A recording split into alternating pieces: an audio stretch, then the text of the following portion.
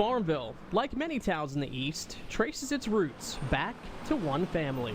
This house was built in 1854 by James Williams May. One of the oldest structures in town is perfectly preserved today, a snapshot of days gone by. There was about a 1,000-acre farm here, and they were very well-known and prosperous farmers and merchants.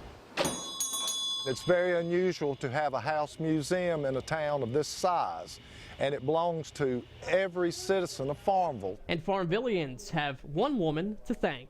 Miss Tabitha DeVisconti, she moved in 1931, and then she died in 1983. This, for instance, is a picture of her as a young woman. She's the one here in the hat. When she died in 1983, she left the house to the town of Farmville with very specific instructions that it be used as a museum and be open to all the citizens of Farmville. The old May house was finally opened as a museum per Miss Tabitha's request in 1991.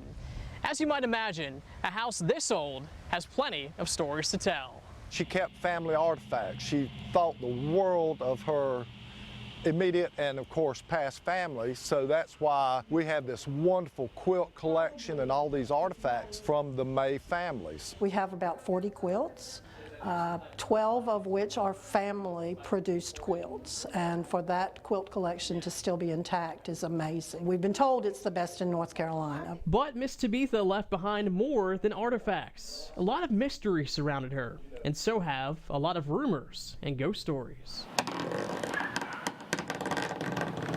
There was a murder that took place in the museum, and some people swear they've heard ghosts or whatever, so that's a big thing, and some people are terrified of it.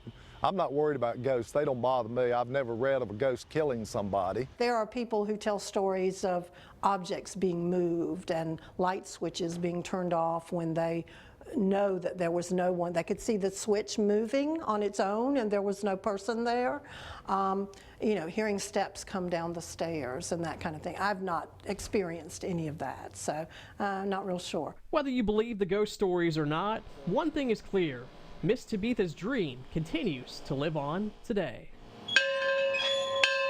In Farmville, Pitt County, Pierce Legion, 9 on your side. Pierce is always looking for interesting and unique stories. If you have one, send him an email or connect with him on social media.